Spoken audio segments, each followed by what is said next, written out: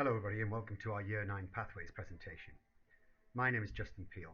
I'm one of the deputy heads here at Harton Academy and my main responsibilities focus on the structure of the curriculum, assessment and the reporting of student progress. The presentation I'm sharing with you is essentially a recording of the presentation shared with parents in the Mayhern Hall yesterday evening. It is therefore likely to be of most use to those who were unable to attend, but may also serve as a reminder of the key points for those who were able to attend. The main purpose of the presentation is to help you understand how we structure the curriculum and how we identify the most appropriate pathway for all students.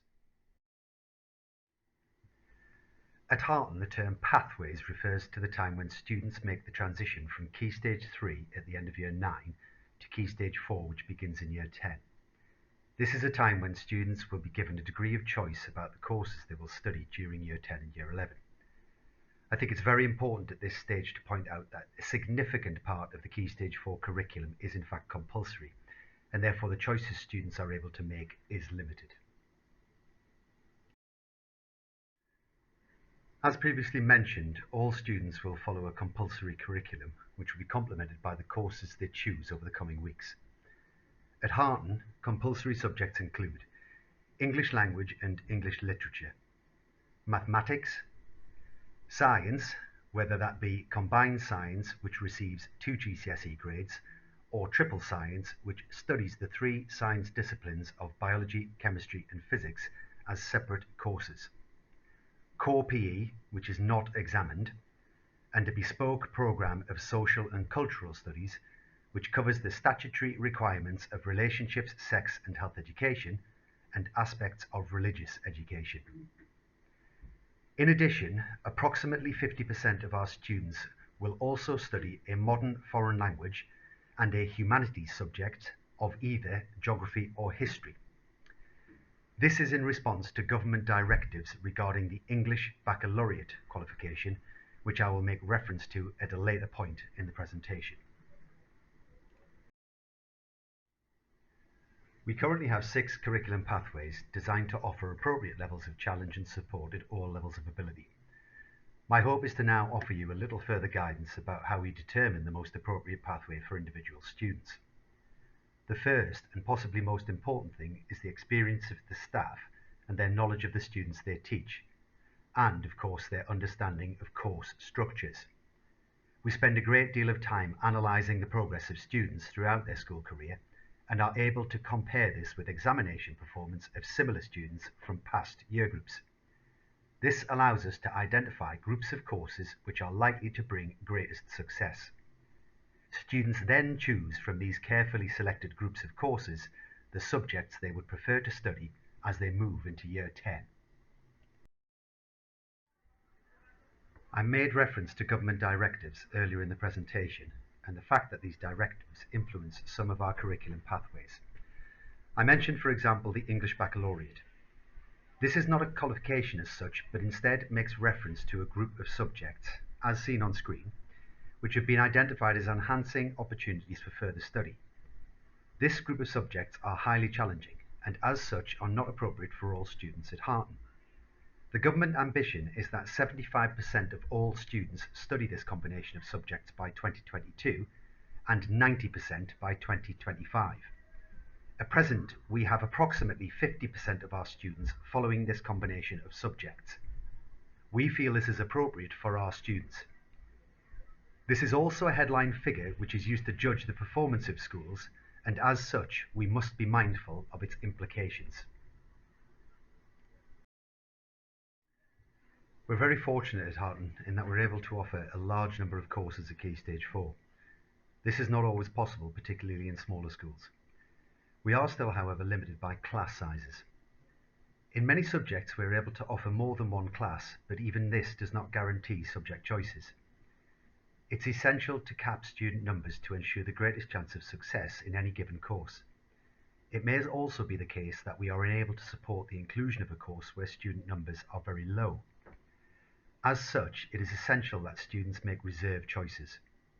We will always try and offer first choice subjects and are generally able to accommodate approximately 90% of these first choice subjects. The submission of reserve choices allows us to still consider student preferences where first choice subjects are unavailable.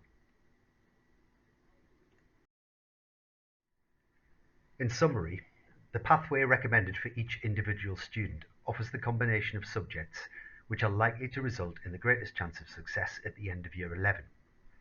This will in turn provide greater access to the next stage of life, be it further study, training, or employment. I'd now like to summarise how we hope to support the students during this incredibly important time in their school career. The most fundamental part of the process is the Pathways booklet. Each student will receive a booklet summarising their recommended curriculum pathway. In this booklet you will find an overview of the curriculum for both compulsory subjects and those subjects where choices are necessary. There then follows a subject content summary for all possible subjects within the given pathway. Making decisions about the courses to be studied over the next 2 years can be a challenging time, and we hope to offer students as much support as possible during this critical period of their school career. It is important to be aware that there is little opportunity to make changes once the curriculum has been planned, and students will therefore be making decisions about the subjects they will study for the next 2 years. I would draw your attention to our Year 9 Parents' Evening, which is scheduled to take place on Wednesday the 29th of March.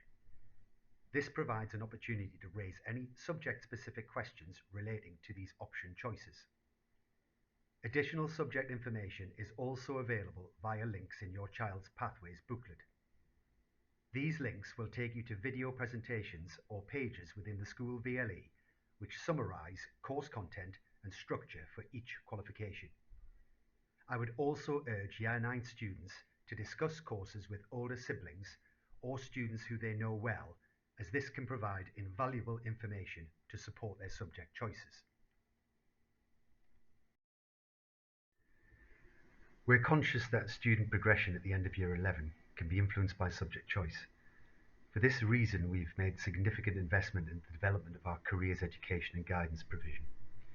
You should have now received a copy of the Which Way Now guidance booklet, which offers advice about making subject choices at Key Stage 4. In addition, Year 9 students are able to book one-to-one careers meetings with our progression team. This can be done via form tutors. So to quickly summarise, once the booklet has been received, take time to carefully read through all information contained within the booklet, and particularly subject content and course structure.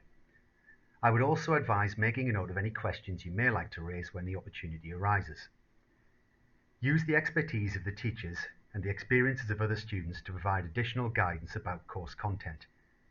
The experiences of other students can be invaluable.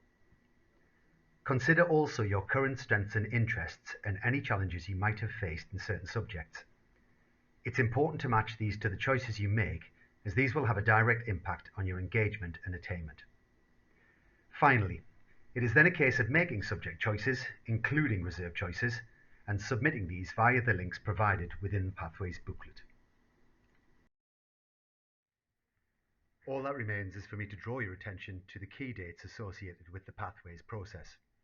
I'm sure you can pause and consider these at your leisure.